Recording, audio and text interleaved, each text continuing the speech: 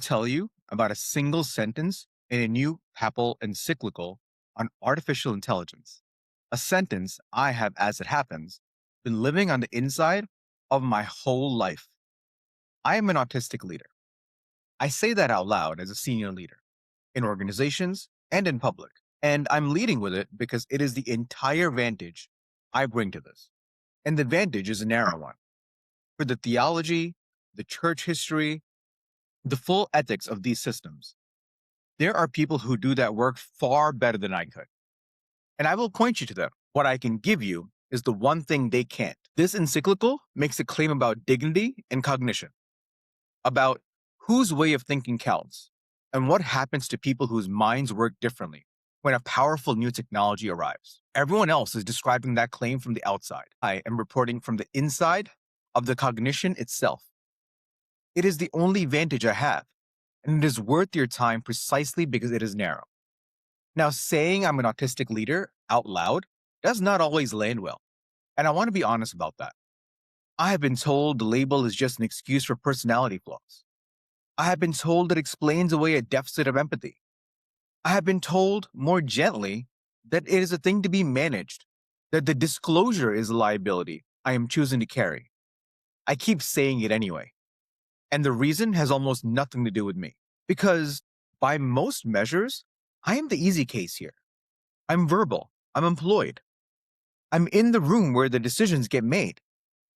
If you were ranking the people whose dignity is actually on the line in the conversation I'm about to have, I would be near the bottom of that list. For all intents and purposes, I am the luxury layer.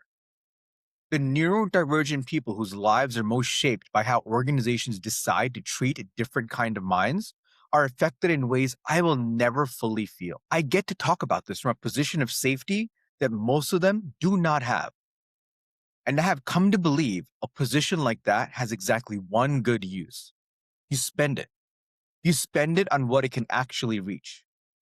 I chose not to hide the thing about myself that I could have hidden.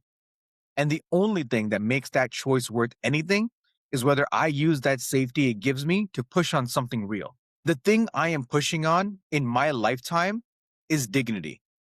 And I mean something very specific by that word. And I mean the plain claim that a person's worth is not a reward their way of thinking has to earn. Hold on to that sentence because it is the spine of everything that follows. Dignity is earned, or is it? I would say dignity isn't earned. It's the precondition. Now, here's what happened and why I am talking to you about it this week. A pope just named the exact claim in theological language, with the full institutional weight of the Catholic Church behind it. And he did it in the context of artificial intelligence. But here is the part that made me sit up. He is not the first to name it, and he is not even the second. A United Nations convention put the same claim into international law 20 years ago. And a research field is right now measuring the same claim as economic infrastructure, something called brain capital. Three completely different vocabularies: theology, law, economics. None of them coordinated with each other. None of them is citing the others. And they are all pointing at the same architecture. I want to be careful about my place in this. Putting myself next to a pope and a UN treaty would cheapen the whole thing. So I won't. I am the smallest voice in that convergence. And I think the only one reporting from inside the cognition, the other three described from the outside. That is the contribution, the location of the voice, not the size of it. Let me give you the detail that convinced me this was worth an essay and an episode, because it is too specific to be an accident. On May 15th, 1891, Pope Leo XIII signed an encyclical called Rerum Novarum.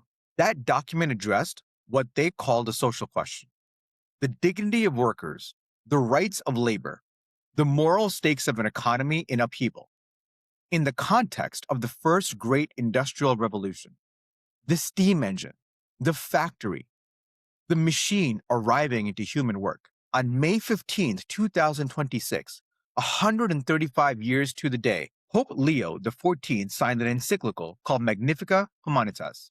Same date. And he addressed the same question. the dignity of human beings and their work, in the context of the AI revolution. He took the name Leo on purpose, and he explained why himself. He said he took it mainly because Pope Leo XIII, in his historic encyclical Rerum Novarum, addressed the social question in the context of the first great industrial revolution.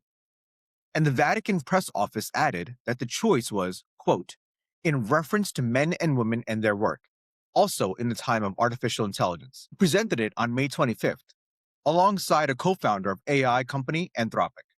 Same name, same date, same question. The architecture being defended did not change in 135 years. Only thing that changed is the technology forcing the defense twice. The steam engine, then the algorithm. I want to be clear about what kind of reading this is before I go any further. It is a structural reading. The only part I can speak to from the inside is what this claim does once it stops being a moral principle in a document and starts colliding with ordinary machinery and how organizations route cognitive work. That collision is where I live. The rest of it, I am reading the way anyone can read it. So let me build it for you, piece by piece. There are really 4 moves here, and I'm going to walk you through all 4. The first move is the word everyone is getting wrong. The verb at the center of this encyclical is disarm. And the moment people hear a pope say artificial intelligence must be disarmed, the dominant read kicks in. Disarm means reject, weaken it, retire it, stop using it. The church is anti-technology. The pope is against AI. That whole reflex, that read is wrong, and it misses the entire architecture. So let him define his own term, because he does, very precisely. Here is the call to action in his words. Quote, artificial intelligence now demands to be disarmed, freed from logistics that turn into an instrument of domination, exclusion, and death. End quote. And then, in the same chapter, in almost the same breath, he tells you exactly what he does and does not mean. He says, to disarm AI means freeing it from the mentality of armed competition. And then, even more directly, to disarm does not mean rejecting technology, but preventing it from dominating humanity. Sit with that for a second, because it changes everything downstream. Disarm is not a refusal move. It is a design move. The work is not to take the capability away. The work is to design the architecture around the capability so that the capability cannot wound dignity at any level it touches. That is a completely different instruction than stop using AI. It is an instruction to build something. And here is the honest part. The Vatican did not invent that word, and neither did I. The Encyclical restated it, with enough cultural authority to make it impossible to keep ignoring. What I can add is narrower and more useful than the moral framing. I can tell you what the design move actually looks like, concretely, at the 4 levels where organizations route cognition. That is the rest of this episode. But first, I have to show you that the claim itself is older than the encyclical. That's the second move, because the Pope did not invent this either. 20 years ago, the international community wrote it down. The United Nations Convention on the Rights of Persons with Disabilities was adopted by the General Assembly on December 13, 2006, and it entered into force in May of 2008. And I want you to hear the scale of this because it matters. Plus, the European Union had ratified it. It is one of the most ratified human rights treaties in the entire history of the UN. This is not a fringe document. This is close to the whole world signing the same page. And the word that anchors that document is the same word the Pope reached for 2 decades later: dignity. Article 1 says, the purpose is to promote respect for their inherent dignity. Article 3, the very first general principle, leads with respect for inherent dignity. It is load-bearing. It is the foundation, not a footnote. But here is the structural move inside that convention. And this is the part most people miss. The convention's move was not accommodate disabled people. That sounds like the same thing, but it is the opposite thing.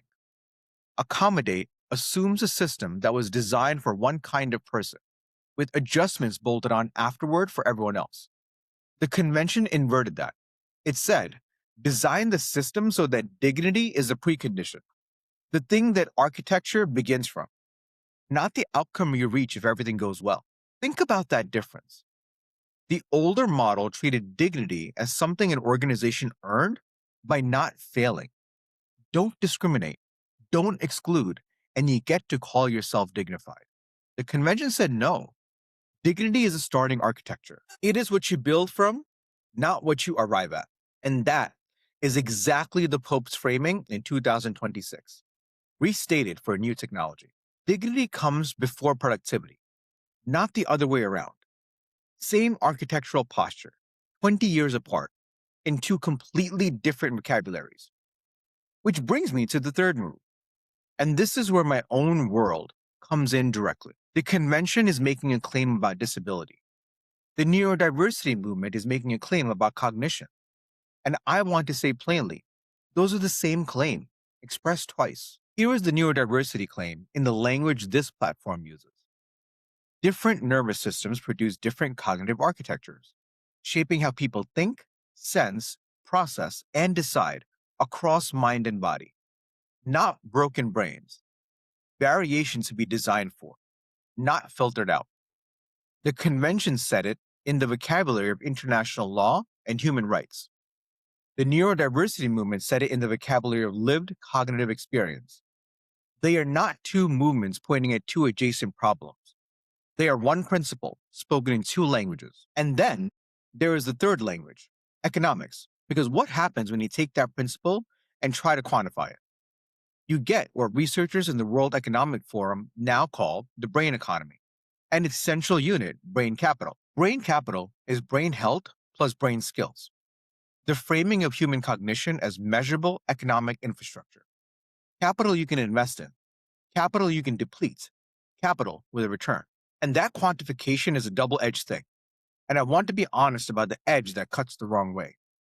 Brain capital is dignity-preserving infrastructure only when it is designed to be. Measure it the wrong way, and it collapses straight back into Taylorism with the neuroscience vocabulary. A more sophisticated stopwatch. A more elegant way to rank people by their output, while keeping their actual architecture, the thing that produces the variation you are measuring, completely invisible. The vocabulary of brains in the service of the old industrial sorting. So you have three vocabularies, all pointing at one principle. Dignity isn't earned. It's the precondition. And then the third movement arrives. Because if the neurodiversity movement made the claim visible, and the brain economy made it economic, the age of AI is what makes it urgent. AI is the pressure that makes the architectural choice impossible to keep avoiding. Here is why. Every single AI deployment is a routing decision. It routes cognitive work between human judgment and machine execution. That is what it is, underneath all the product language. And you can do that routing two ways. Route it without an architecture, and AI absorbs dignity right along with the work. It flattens the variation in how people think down into prompt engineering style. It treats human judgment as friction, as the slow part of technology is here to remove. Route it with an architecture, and AI absorbs the work that does not require dignity, and it protects the capacity for the work that does. That is the disarming work the Pope named. It is not a slogan. It is the deliberate design that decides which of those two routings actually happen in your organization. It is the work the brain economy was always going to require eventually. AI is just what made it impossible to keep deferring. Now I get to the fourth move, and this is the part I most want to be careful about. So let me set it up clearly. I am about to take 4 specific claims from the Encyclical and pair each one with a structural consequence inside an organization. And I need to name what this is and what it is not because the line matters. These are correspondences. They are not endorsements. The Pope is naming a moral principle. He is not endorsing me. He is not endorsing my work. He has never heard of me. And nothing I'm about to say should be heard as the Vatican backs these frameworks. What I am doing is reading what the principle forces, structurally, once it stops being theology and meets the way work actually gets routed on our organization's floor. The forcing is what is interesting. not the blessing. There is no blessing. There is just an architecture that the premise makes unavoidable. Or claims. I will walk you through each one. Listen for the same move each time. He names the moral principle, and the architecture does the rest on its own. Claim 1. The Pope writes, we cannot consider AI to be morally neutral. Here is what that forces structurally. Every AI deployment sits on top of an existing cognitive architecture. AI does not arrive into an empty room. It arrives into an operating model that already has assumptions baked into it. Assumptions about whose thinking counts, which kinds of cognition are visible, which moves get rewarded, and which signal gets quietly treated as noise. So when you drop an AI system on top of that, you are not adding a neutral tool. You are amplifying whatever architecture was already there. And let me make that concrete with a number that has been on my mind. Research out of Harvard, Wharton, and Deloitte earlier this year found something like a 93-7 split. 93% of the investment and attention flowing to the technology, about 7 to the human cognitive side of the equation. That lopsided split is exactly what happens when the substrate goes undesigned. The money flows to the technology because the technology is legible. You can see it, buy it, point at it. The human cognitive architecture stays invisible because nobody ever mapped it. So the Pope's claim that no AI deployment is morally neutral lands first, before anything else, as an organizational claim. And the diagnostic is brutally simple. Was the cognitive architecture underneath your AI ever deliberately designed? Or was it inherited from the old industrial operating model and never once re-examined? Claim 2. The Pope offers a binary image. He says the choice is, quote, either to construct a new Tower of Babel or to build a city in which God and humanity dwell together. And he is specific about what went wrong at Babel. He says it eliminated diversity by forcing a single language onto a world that did not have one. Here's what that forces. The translation tax is the cost of pretending that one cognitive style is universal. The single language at Babel was words. The single language in most organizations today is not words anymore. It is a single cognitive style, treated as the default, the professional one, the right one. And anyone who processes the world differently pays a tax. They have to reword their actual thinking into the dominant style before it is allowed to land. And here is where AI compounds it badly. AI deployed with no communication architecture optimizes for the style its training data overrepresents. Fluency, social smoothness, the kind of predictive sociability that reads as polished. And it treats divergent cognition as noise to be cleaned up. Now, let me make this something you can actually hear this week in your organization. Notice who, in your next meeting, visibly reworks their thinking into the dominant register before they speak. The pause, the translation, and notice how much of the actual signal thins out in that rewording. How the sharpest part of what they were thinking gets sanded down to fit the room. That delay you are watching is not a personality trait. It is a design choice that nobody made on purpose. There is an architecture that preserves the signal instead of refining it away. The platform calls it the Cognitive Translation Protocol. But hear me clearly. The tax is imposed by the missing architecture, not the absence of any particular framework. The framework is just one answer. The tax is real, whether or not you have heard of the answer. Claim 3. This is the one closest to the spine. The Pope writes that every human being has dignity, quote, simply by the virtue of existing, of having been willed, created, and loved by God. Theology is his. The structural consequence is organizational, and it is exact. Dignity is the routing principle. Productivity is not. Most AI strategy routes cognitive work by one question. What can we automate? Output is the sorting key. The Pope's claim inverts the sort. Dignity comes before output. It is not earned by output, and this is the part I need you to hear. That inversion is not a nice value you bolt onto your strategy afterward.